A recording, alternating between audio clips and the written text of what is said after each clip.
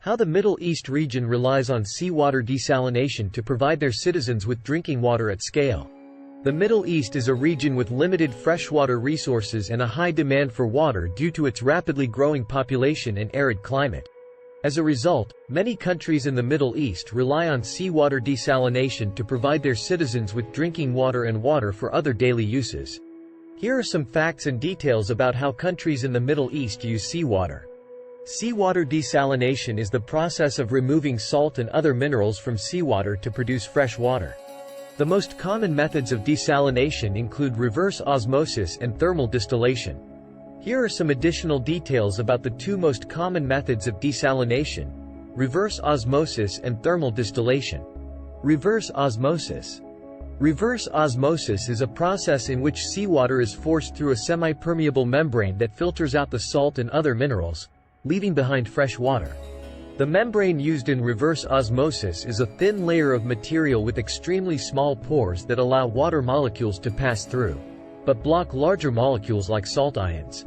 The water that passes through the membrane is collected and treated to remove any remaining impurities before it is distributed for use. Thermal distillation. Thermal distillation involves heating seawater to create steam, which is then condensed to form fresh water.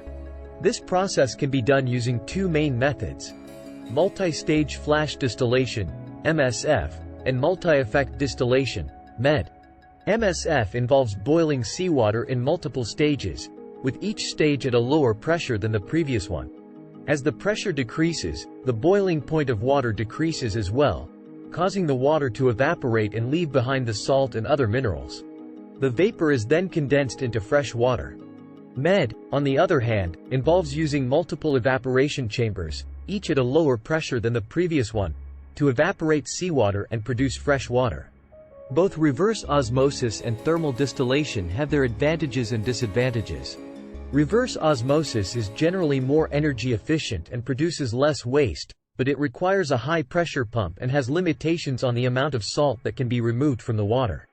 Thermal distillation, on the other hand, can remove more salt and other minerals, but requires a significant amount of energy to heat the water and can produce large amounts of waste brine that must be disposed of properly.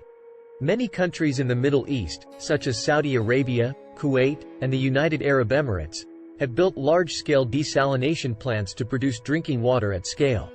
These plants use advanced desalination technologies such as reverse osmosis and thermal distillation to remove salt and other minerals from seawater and produce fresh water.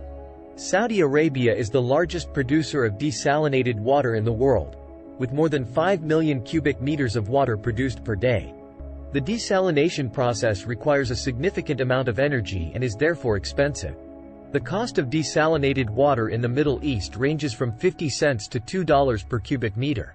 In addition to desalination, countries in the Middle East also use other methods to conserve water, such as drip irrigation and wastewater recycling.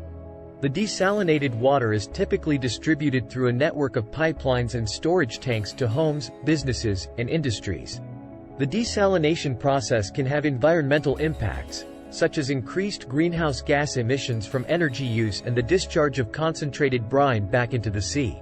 Some countries in the Middle East, such as the United Arab Emirates, are investing in renewable energy sources like solar power to help power their desalination plants and reduce their carbon footprint. In summary, seawater desalination is an important source of fresh water for many countries in the Middle East. While the process is expensive and can have environmental impacts, it is a crucial solution to help meet the region's water needs. Many Middle Eastern countries are working to raise public awareness about water conservation and the importance of using water resources wisely. For example, in the UAE, the government has launched a campaign called Water for Life to encourage residents to conserve water and reduce their consumption.